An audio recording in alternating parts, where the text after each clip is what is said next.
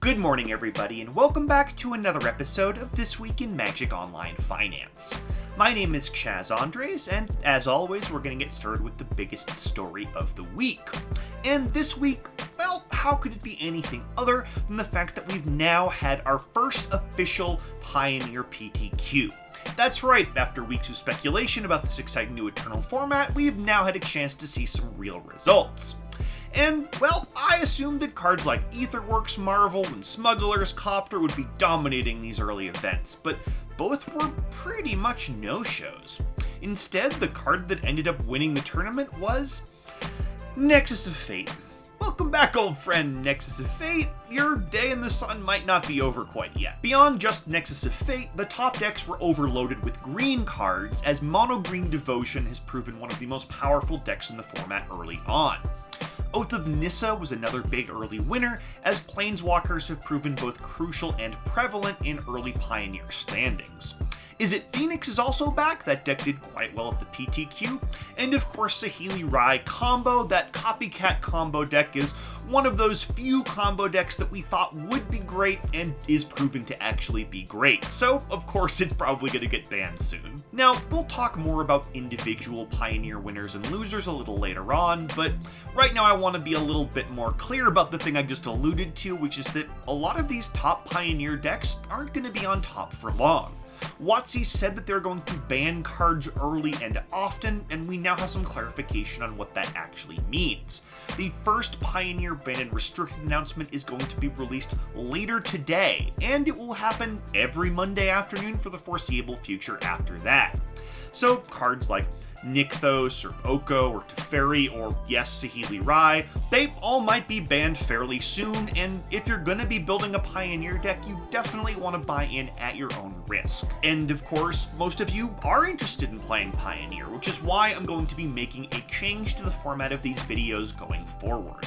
Instead of devoting, a third of my video to standard content when standard was seeing less and less play on MTGO, I'm instead going to talk about gaining ground and biggest losers in terms of Modern and Pioneer. Now, granted, some of the cards I'll be discussing will be standard legal.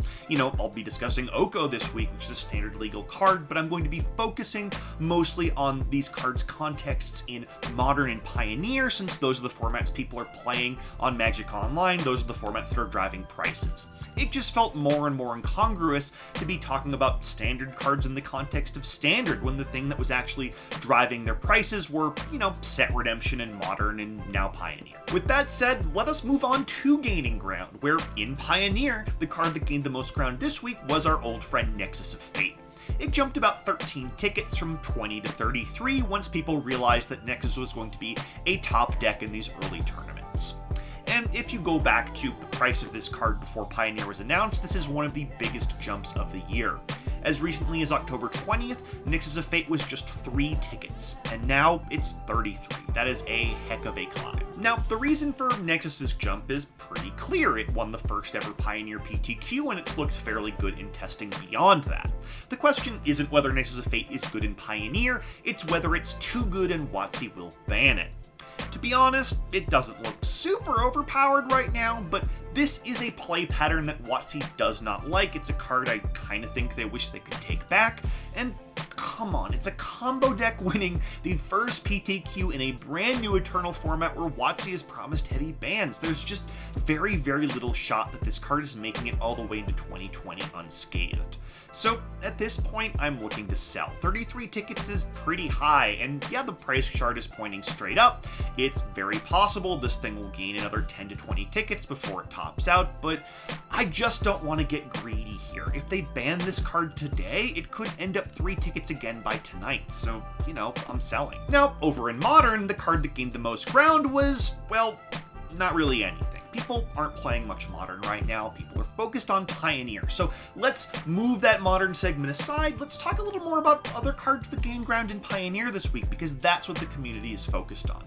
And there were actually quite a few cards that gained ground in Pioneer. It wasn't just Nexus of Fate. There were lots and lots of cards gaining at least 4 or 5 tickets this week thanks to their placement in these early tier lists. For example, Arclight Phoenix is now up 8 tickets this week, and that's because Izzet Phoenix has proven itself quite powerful in early Pioneer results. In my opinion, the Pioneer deck that deserves the longest second look right now is Mono Green Devotion. There were just lots of cards from this deck that gained a significant amount of ground this week. Cards like Vivian Arcbow Ranger, Nissa Who Shakes the World, Walking Ballista, Leyline of Abundance, all of these cards gained at least 5 tickets, and there were plenty of others gaining between 3 and 4. My big fear here is that this deck absolutely does rely on Nykthos Shrine to Nyx, and if that card is banned, which it might be because it's proven itself very, very powerful, I don't think this deck is going to survive. So definitely wait for the announcement today. I'm expecting that nothing from this deck will get banned, and these cards will continue to rise in price at least for the next week or so, but if they do, you can expect all of them to come down. Let's move on now to our biggest loser, where in Pioneer it was Oko Thief of Crowns, dropping 35 tickets from 85 down to 50. And look, if you thought that Oko could actually maintain an 85 ticket price tag on MTGO, I don't really know what to tell you.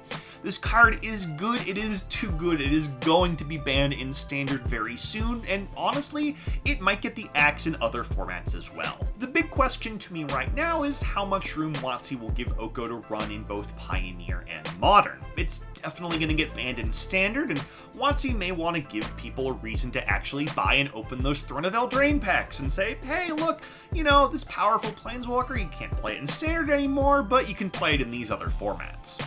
On the other hand, they may also just want to scrub the earth of Oko in all formats forever, and it's not like Oko doesn't deserve to be banned in these formats either. It is just very oppressive wherever it shows up. So let's wait and see, but if Oko is actually going to be allowed to stay in these Eternal formats for a while, its price tag will probably rebound at some point. Otherwise, we could be looking at the beginning of the end for this Planeswalker's downfall.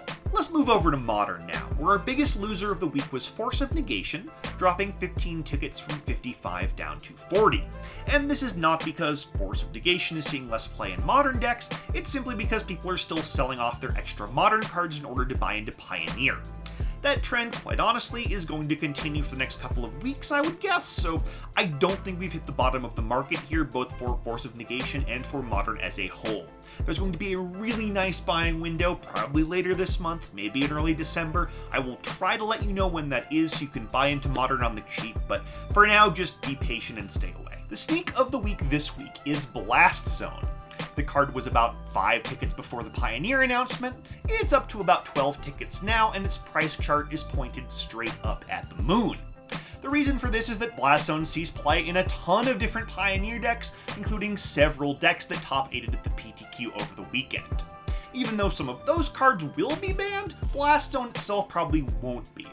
It's not overpowered itself, and honestly it'll see play in multiple top tier decks no matter what is banned out of the format. So if you're looking for a card that's going to be a future Pioneer staple, has some room to run, is probably not going to get banned, well, this card, it checks all those boxes. Let's end the week by taking a look at the MTGO Trader's sales data over the past 7 days. And as always, this gives us a great window into which cards are buying and selling the best right now, regardless of price increases or decreases. Looking at overall sales by volume, Thoughtseize was the clear best-selling rare of the week by a very large margin. Now, it does appear as though the MTGO price has stabilized at 30 tickets, up about 7 from Pioneer's announcement, but I expect this to actually have a secondary spike fairly soon. The paper price also ended up at about $30 and has shown signs of increasing from there with a second spike over the past couple of days, and I would not be surprised if the MTGO price follows suit.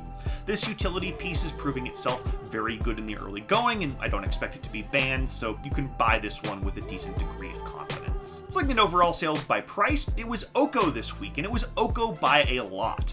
Despite the fact that it was the biggest loser of the week across all formats, dropping 35 tickets from 85 down to 50, that did not dissuade people from buying in. In fact, by this metric, Oko outsold the next most expensive card by a factor of 2. So yeah, that tells me that even though the price is going down and the price chart is still pointing at the floor, well, this one might actually rebound over the next week or two because people are still buying in. So stay tuned on Oko. And that's all I've got for you this week. Thank you so much for watching. My name is Chaz Andres, and I will see you again next Monday morning for another episode of This Week in Magic Online Finance.